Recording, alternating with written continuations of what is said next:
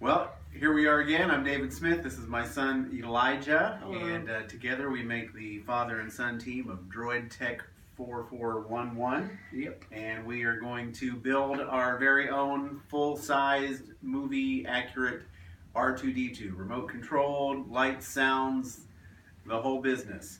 And we came to you last time with our very first part that we got, which is this aluminum radar eye. And there's a lens that goes with it as well, which was exciting because it was our first part, right, Elijah? Yeah. But it's been sitting in a box, and we haven't been able to do anything with it until we get this part, which is our second part, but our first major part. And it is the dome. It is the dome, that's right. This is what we're talking about right here, the dome. Now, it doesn't have all the stuff on it, like the hollow projectors and the laser or the radar eye, which is what we have here, and some other things as well, the logic lights, the logic surrounds, all of that is coming, but it is the basic part of the dome. Today, by the way, is February the 3rd, so this is our first real part that we can actually start working, getting to work on the project. I've got some of my little R2s over the years. This is my very first one from 1977, the R2 from Kenner. And over the years, it has collected these little guys here. There's an R2 and C3PO. There's a R2 Black Series right there. Here's the Hasbro toy. And this is a new remote control one that we were able to pick up this year. But all of that pales in comparison compared to the real deal that we're about to open. Now, a lot of people don't realize this, but R2's dome is actually a dome within a dome. There's an inner dome and an outer dome. And that's in the box here, or at least it should be. And then there's a bottom plate as well. So we're pretty excited about this. We've been waiting a long time to have a part that we can actually open. So I'm going to move this R2 out of the way. Put him right there and some of my little guys out of the way as well. Put the radar eye over here.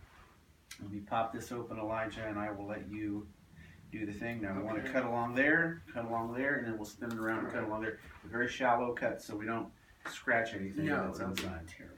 And of course, all the way to the edge, buddy. Turn it so that the blade, that's the sharp part of the blade. Okay, and of course, we know that none of this is painted. It's all going to be in its original aluminum color. Watch yourself. Yeah. Okay. So there we go. You want me to do the top one too, so we don't get a scratch? Of course, even if we get a scratch, it'll probably make it a little bit more authentic and movie accurate, because R2 was pretty beat up in the movies. Yeah, especially New Hope. Yeah, but we still want to have it looking as good as we can. And pretty pristine condition. So. Yeah, we don't want him too banged up until we actually do some of the weathering ourselves. Okay, Elijah, open it up. Alright.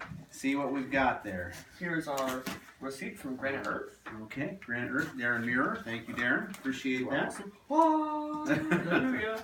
Hallelujah. All right, let's see here. What do we got? We've got the this is the Lazy Susan thing. The Hydrodome base plate right here with some hardware in there.